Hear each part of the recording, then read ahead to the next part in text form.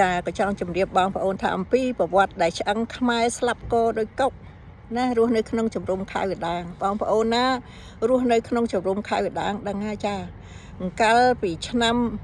ថៃធ្វើបាបពេលយប់ឡើងឆ្នាំ2082 83ខ្ញុំរស់នៅទីនឹងបងប្អូនអើយវងអដីគេហៅកន្លែងអីក៏បឆកមិនបោះថៃនៅណាហើយមានមីក្រូគេដាក់ខ្ពស់ហើយស្រែកលឺអស់មួយជំរុំនឹងបងប្អូនដឹងមិនគេពងគេងលក់ពេលប្រហែលជាម៉ោង1យប់ពាក់កណ្ដាលអាធិត្យអីហ្នឹងគេស្រែកចាបងប្អូនអើយក្រោកឡើងចៅមកដល់សកាត់23ហើយចាចៅបងប្អូនអើយមកដូចពួកតាហ៊ានអញ្ចឹងមកទាំងក្រុមហើយមានសិតកាភ្លើងចៅខ្មែរយើងអាហ្នឹងគេត្រូវគ្នាមិនដឹងថាគេត្រូវគ្នាមួយថៃឬមួយយ៉ាងម៉េចទេគេចូលមកប្លន់សុំបីតាអង្គព្រៃត្រីខក៏យកហើយប្លន់ហើយត្រូវមលោបក៏មលោបទៀតចាមលោបកូនចៅសង្កាត់20សង្កាត់21ចាទៅមលោបកូនស្រីគេថាដូចកូនភ្លោះចាប់មលោបឪពុកមុខឪពុកឪពុក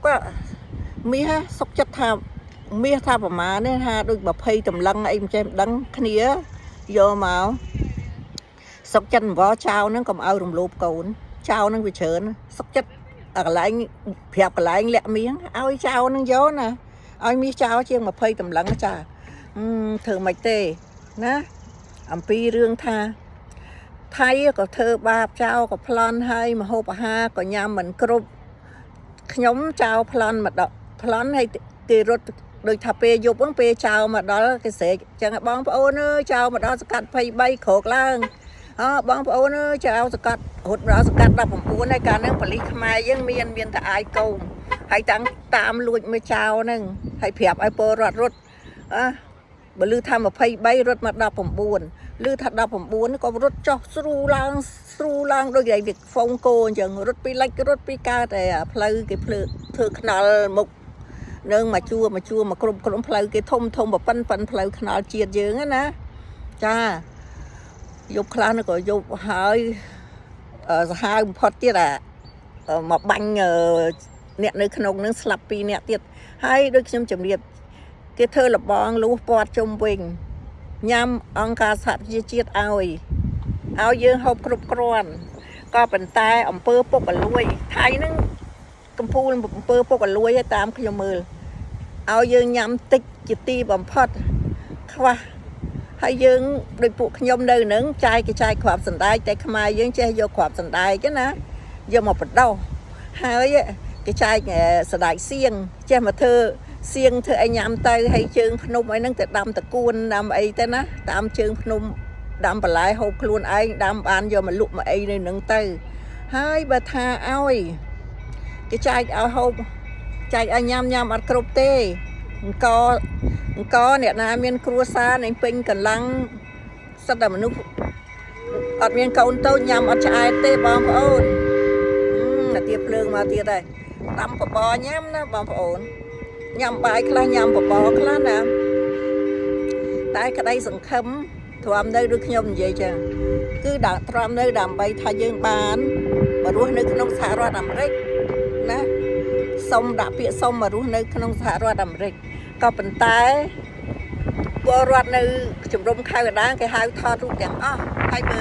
ចិនវិញគេដឹកទៅហើយទាំងអស់ហ្មងចិនមកក្រុមឲ្យតែថាចិននៅសង្កាត់ចិនហ្នឹងគេកាលហ្នឹងគេនៅដូចនៅមួយសង្កាត់19នៃសង្កាត់អីណាចិនគឺដឹកមកទាំងអស់ហ្មងហើយហេតុអីបានជាគេយកចិនមកទាំងអស់ខ្ញុំក៏វាមិនយល់ដែរតែពេលក្រោយទៅចិនវានិយាយស្អប់សម្ដេចសីហនុយើងខ្ញុំមិនចង់ឲ្យប៉ះពាល់នយោបាយថាលោកទៅប្តឹងចំទាស់បានតែឈប់ដឹកចិនមកតែខ្មែរយើងហ្នឹងកាលរត់មកដល់ជំរំហ្នឹងនៅជំរំវាយរត់កាលមុនគេដឹកមកទាំងអស់ដែរនោះចាប៉ុន្តែមានចិនវាទៅប្តឹងខ្មែរយើងថាខ្មែរយើងស្អកខ្មែរក្រហមឯងអញ្ចឹងក៏អត់បានមកហើយពួកអ្នករត់ចូលជំរំវាយរត់ហ្នឹងបានតែគេអាណិតខ្លាំងណាស់បងប្អូនដឹងយ៉ាងម៉េចទេណោះចោលកូនចោលសាច់ញាតិថាអ្នកខ្លះងាប់ស្អុយពេញព្រៃអ្នកខ្លះនៅរស់អង្គការសហប្រជាជាតិដើរប្រមូលរាប់ខែណាទៅងាំប្រមូលយកពីក្នុងព្រៃនឹងបានណារត់មកវាដាច់ស្បៀងតាមផ្លូវបងប្អូន từng đặt sắp riêng tam plei mà lo hay sao tật đo vô màu